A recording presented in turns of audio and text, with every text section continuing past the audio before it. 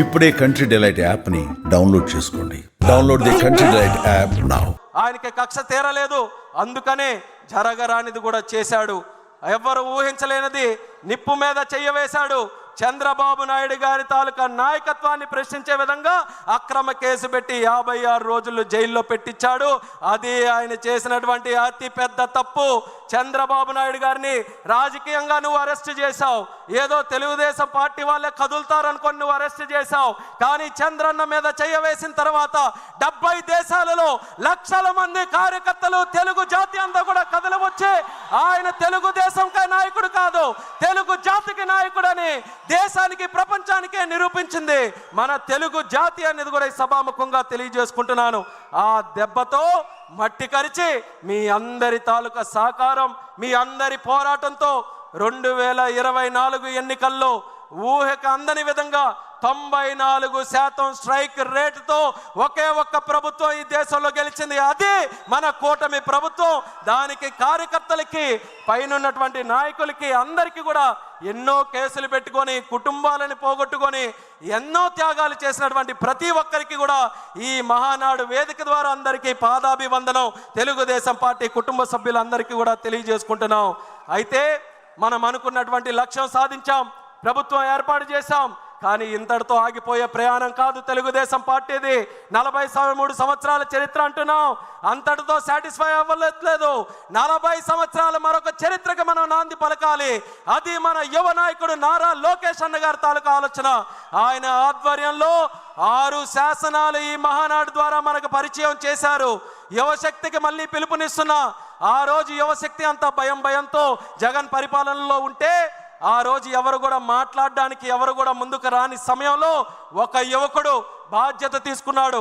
రాష్ట్రం కోసం, మన జాతి కోసం, మన యువత కోసం వాళ్ళ గలం ముందుకు రాపోయినా ముందు నా గలాన్ని తోడు చేస్తానని యువగలంతో అడుగులు వేసుకుంటూ కర్రలు పెట్టినా, గోడలు నిర్మించినా, కుర్చీలు నాగినా, వేదికలు కూర్చినా మడం తిప్పనటువంటి పౌరుషంతో యువగలం 3000 కిలోమీటర్లు దేశ రాజకీయ చరిత్రలో ఆ వయసులో యువ నాయకుడుగా ఏ ఒక్కరు కూడా చేయనటువంటి పాదయాత్ర మన లోకేష్ అన్న గారు చేసి యువతలో సరికొత్త స్ఫూర్తి నింపాడు. కొత్తగా యువకులకు అందరికీ కూడా రాజకీయాల్లో రావడానికి ఆసక్తి చూశారు. యువగలం చూస్తే తెలియనటువంటి ఒక స్ఫూర్తి, మేము కూడా రాజకీయాల్లోకి రావాలి, తప్పు మీద మేము ప్రశ్నించాలి అన్న లోకేష్ అన్నగారితో మేము కూడా నడవాలని ఆయనతో పాటు సంకల్పం జోడించి అన్నగారి యువగలం యాత్ర చరిత్ర తిరగ రాసే యాత్రగా యువకులందరూ కూడా ముందుకు వచ్చి నడిపించారు. అటువంటి నాయకుడు, యువ నాయకుడు ఈరోజు ప్రజలు నచ్చినటువంటి నాయకుడిగా ఎదిగాడు, ప్రధాని మెచ్చినటువంటి నాయకుడిగా ఎదిగాడు మన నారా లోకేష్ గారు. ఆయన దగ్గర పనిచేయడం నాకు ఎంతో గర్వంగా ఉందనేది కూడా తెలియజేస్తున్నాను. మరొక విషయం కూడా చెప్పాలనంటే, మంగళగిరిలో ఓడిపోతే అందరూ కూడా ఇంకెక్కడ ఎందుకండి వేరే దగ్గరికి వెళ్ళాలనంటే, అలాంటి నాయకుడు, అలాంటి కుటుంబం, అలాంటి పార్టీ నాది కాదు. ఎక్కడ ఓడిపోయానో అక్కడే వడ్డీతో సహా ఓట్లేయించి గెలిపిస్తానని 91,413 ఓట్లతో అజారిటీ సాధించి గెలిచినటువంటి యువ నాయకుడు మన లోకేష్ అన్న గారని ఈ సందర్భంగా తెలియజేస్తూ, ఆయన యువగలంతో ఏ స్ఫూర్తినైతే అందించాడో పార్టీకి, కానీ ఆ స్ఫూర్తితో మన చంద్రబాబు నాయుడు గారు కూడా ఈ ఎంతోమంది 60 మందికి పైగా యువకుల్ని ఈరోజు ఎమ్మెల్యేలుగా తయారు చేశారు.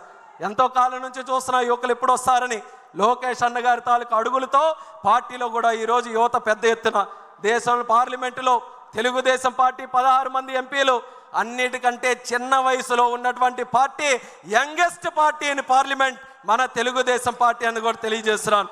పెద్ద పెద్ద పార్టీలు ఆలోచిస్తున్నాయి యువతను ఎలా తీసుకొని రావాలని. వాళ్ళకి ఆదర్శంగా తెలుగుదేశం పార్టీ ఈరోజు తీసుకొని వచ్చింది. అలాగే youngest cabinet minister in India కూడా మన తెలుగుదేశం పార్టీయే. ఆ ఘనత చంద్రబాబు నాయుడు గారి ఆశీర్వాదంతో ఈరోజు చిన్న వయసులో ఉన్నటువంటి నాకు వచ్చినందుకు ఆయనకి హృదయపూర్వకమైనటువంటి ధన్యవాదాలు తెలియజేస్తున్నాను. 12 సంవత్సరాల క్రితం 2013లో హైదరాబాద్లో మహానాడు జరిగితే తెలిసి తెలియని వయసులో ఇదే వేదిక మీద మాట్లాడి చంద్రబాబు నాయుడు గారి తాలూకు ఆశీస్సులు పొందితే 12 సంవత్సరాల తర్వాత ఒక యువకుడిగా కేంద్ర మంత్రి చేశాడనంటే ఆ ఆలోచన చంద్రబాబు నాయుడు గారిది అనేది మళ్ళీ తెలియజేసుకుంటూ, ఇది కేవలం మంత్రుల వరకు, ఎమ్మెల్యేల వరకు మిగిలిపోకూడదు. కార్యకర్తల స్థాయి నుంచి, ప్రజల స్థాయి నుంచి యువత ముందుకు రావాలి. అందుకనే అన్న ఇచ్చినటువంటి 6 శాసనాలు ఏవైతే ఉన్నాయో ఈ రాజకీయ తీర్మానంగా ప్రస్తావిస్తున్నాం మీ అందరికీ కూడా. ఆ 6 తీర్మానాలు మనకు 6 ఆయుధాలు. ఆ 6 ఆయుధాలు మనకి దిక్సూచి. ఇక్కడ నుంచి రేపు మనం తిరిగి గ్రామాలకు వెళ్ళినప్పుడు గ్రామం నుంచి మనం తెలుగుదేశం పార్టీ చేసే ప్రతి కార్యక్రమంలో ఆ 6 విధానాలని కూడా క్రోడీకరిస్తూ తెలుగుదేశం పార్టీ 40 సంవత్సరాలు, మరొక 40 సంవత్సరాలు చెక్కు చెదరకుండా ముందుకు వెళ్ళడానికి ఏ రకంగా ప్రతి ఒక్కరం కృషి చేయాలో దాని మీద సంసిద్ధంగా అందరూ కూడా ఆలోచించి ఈ తెలుగుదేశం పార్టీ జాతి ఉన్నంత కాలం, సూర్య చంద్రులు ఉన్నంత కాలం ఆ నాయకత్వం బలంగా ముందుకు నడిపిస్తూ మనం అందరం కూడా ముందుకు పనిచేయాలని ఈ వేదిక ద్వారా ఇక్కడ ఉన్నటువంటి వారందరికీ కూడా తెలియజేసుకుంటూ ఈ రాజకీయ తీర్మానం ప్రవేశపెట్టే అవకాశం ఇచ్చినందుకు చంద్రబాబు నాయుడు గారికి ప్రత్యేక ధన్యవాదాలు తెలియజేస్తూ ఈ కడపలో జరిగినటువంటి ఈ యొక్క మహానాడు ద్వారా ఆశీస్సులు అందించినటువంటి ప్రతి ఒక్కరికి కూడా నా ధన్యవాదాలు తెలియజేస్తూ సెలవు తీసుకుంటున్నాను. జై తెలుగుదేశం, చంద్రబాబు నాయుడు గారి నాయకత్వం. సుమన్ టీవీలో మీ పర్సనల్ అండ్ బిజినెస్ ప్రమోషన్స్ కోసం కింది నెంబర్కి కాంటాక్ట్ చేయండి.